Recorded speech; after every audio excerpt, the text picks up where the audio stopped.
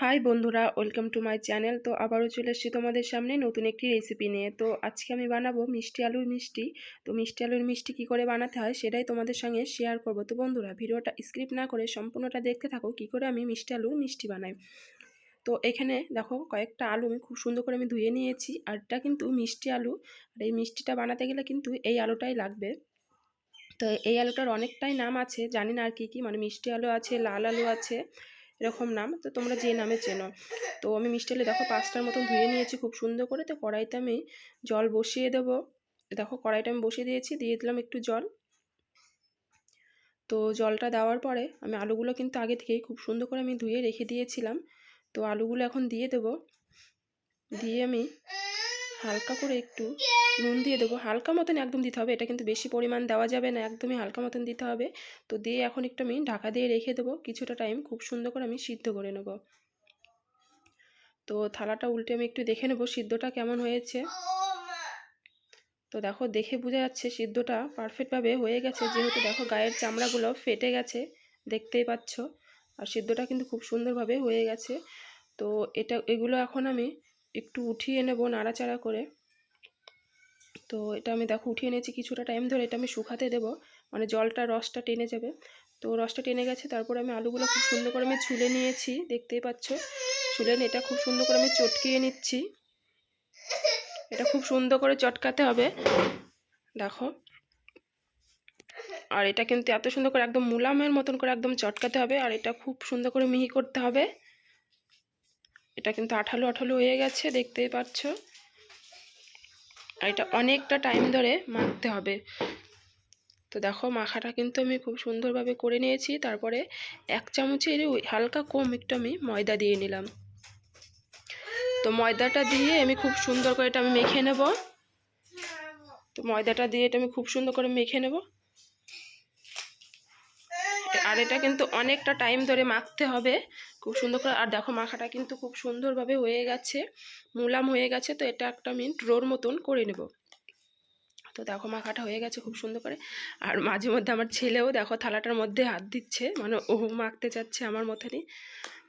তো দেখো এটা আমি ডোর মতন করে খুব সুন্দর করে নেব। এটা কিন্তু খুব নরমই হবে, যে খুব একটা শক্ত তা হবে না। তো দেখো ডোর মতন হয়ে গেছে। তো এটা আমি মিষ্টির আকারে করে নেব, মানে এটা আমি খুব সুন্দর করে ছোট ছোট একটু লম্বা লম্বা সাইজ করে নেব, ঠিক এরকম করে। তো তোমাদেরকে আমি বানিয়ে দেখিয়ে দিচ্ছি দুটো কীরকম করে বানাতে হবে। তো দেখো এরকম করে আমি তোমাদেরকে বানিয়ে দেখিয়ে দিচ্ছি। তো দেখো এরকম করে আমি সম্পূর্ণগুলো আমি বানিয়ে নেব, মানে এটা ভালো করে বানাতে হবে, যে একবার না হলে দুবার আবার চেষ্টা করতে হবে। আর এর আটাটা খুব নরম জন্য এটা। তো দেখো আমি সম্পূর্ণটা আমি বানিয়ে নিয়েছি ঠিক এই সাইজ করে, দেখতেই পাচ্ছ। এইখানে অনেকগুলো আমি বানিয়ে নিয়েছি ঠিক এরকম করে। তো এগুলো এখন খুব সুন্দর করে আমি ভেজে নেব। তো কড়াইটা বসিয়ে দিয়েছি, দিয়ে দিলাম হালকা করে তেল। তেলটা দেখো গরম হয়ে গেছে। তো এটা আমি একটু হালকা করে নাড়াচাড়া করে নেব। তো নাড়াচাড়া করে এগুলো আমি এক এক করে দিয়ে দেবো। আর এটা কিন্তু খুব হালকা আঁচে ভাজতে হবে, আর খুব ধীরে ধীরে ভাজতে হবে। এটা জোরে আছে একদমই ভাজা যাবে না, এটা হালকা মতন মানে উল্টিয়ে দিতে হবে খুব ধীরে ধীরে। আর এটা অতিরিক্ত নরম, তার জন্য এটা খুব হালকাভাবে উল্টিয়ে দিতে হবে। এটা হালকাভাবে উল্টিয়ে দিতে হবে, এটা বেশি মানে জোরে উল্টানো যাবে না। তো দেখো ভাজাগুলো কিন্তু খুব সুন্দর করে লাল লাল হয়ে গেছে, দেখতেই পাচ্ছ। তো এগুলো আমি একটু নাড়াচাড়া করে উঠিয়ে নেব, নাড়াচাড়া করে উঠিয়ে নেব। দেখো লাল লাল হয়ে গেছে ভাজাটা। তো ভাজাগুলো আমি উঠিয়ে নিয়েছি, দেখো অনেকগুলো ভেজে নিয়েছি, দেখতেই পাচ্ছ।